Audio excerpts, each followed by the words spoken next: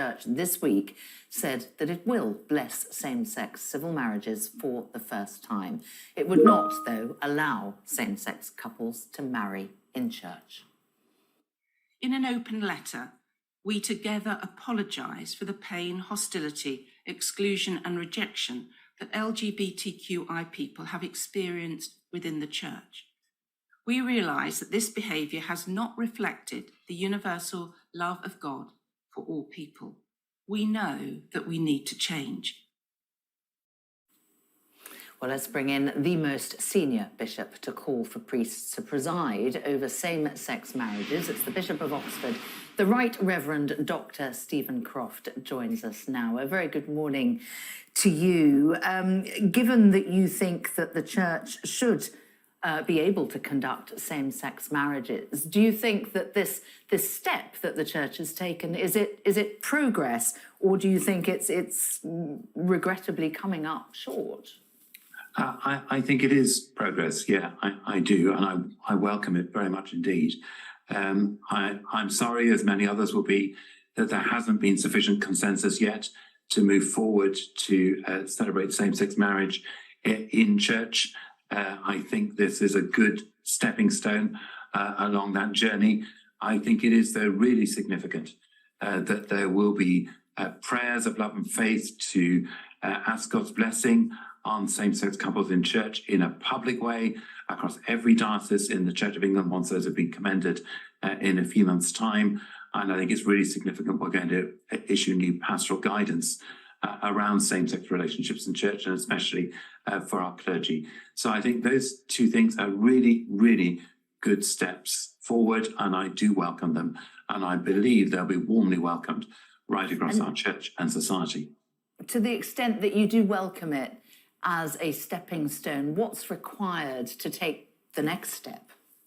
Well, I think what will happen, God willing, over the next few years, as the blessing of people in same-sex relationships becomes normal across the church, and people get to know in a personal way those who are in permanent, stable same-sex relationships, people will see more and more clearly, as I've come to do across the last decade, what the positive fruits of those loving, faithful relationships are in the lives of the individuals themselves, of their families, and of the wider community.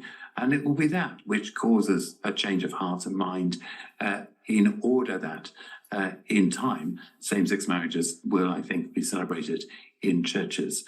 So I think it's getting to know people and having open conversations and exploring these things which will lead to a change of heart and mind. And you yourself, I think, had some evolution of thinking, didn't you, about this? What brought it about for you? I think for me, it was seeing both the pain and hurt caused by LGBT people to not have their relationships blessed, which was really powerful, and seeing what that did to people and to those friendships and relationships on the one hand, and on the other hand, getting to know people in faithful, stable same-sex relationships and seeing the evident good fruit that shaped their lives, that led me back to read the Bible in a different way and read the Christian tradition in a different way, and long for the church to find a new and better way forward. And I think this step that's being announced today is really historic and really significant in moving us in a positive direction. And I've made my own apology for being slow to change in heart and mind, as the bishops together are apologising today for the damage and hurt caused. And very importantly, that apology is accompanied by action and the prospect of real change in the coming months. Not all of your colleagues think like that, though, do they? I'm just wondering, is it a generational thing, or is it just strength of interpretation of what is in the Bible that is separating opinions on this? I think it's putting different weight of interpretation on the Bible, on the Christian tradition, and on people's experiences, and balancing those in different ways. I don't think so much a generational thing, but I think one of the good things about the whole process that the church has engaged in over the last 6 years, which has been immensely Sarah, is that we've normalised the conversation around same-sex relationships and human identity and sexuality.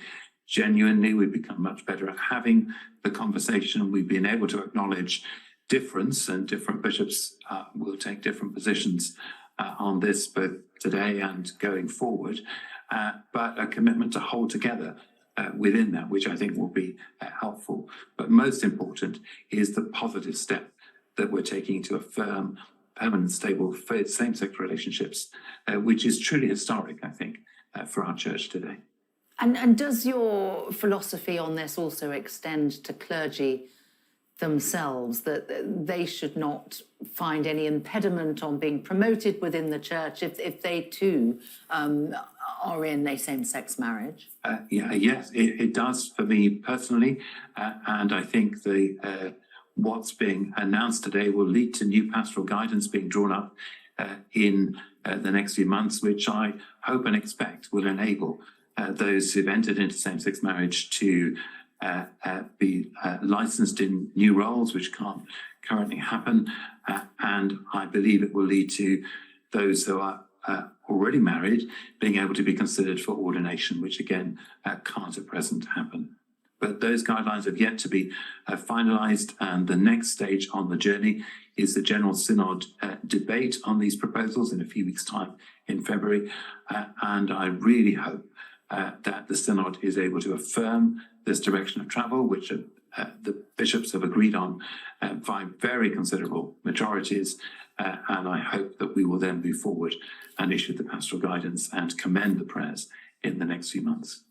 Fascinating talking to you, Right Reverend Steven Croft, Bishop of Oxford. Thank you. Thank you very much.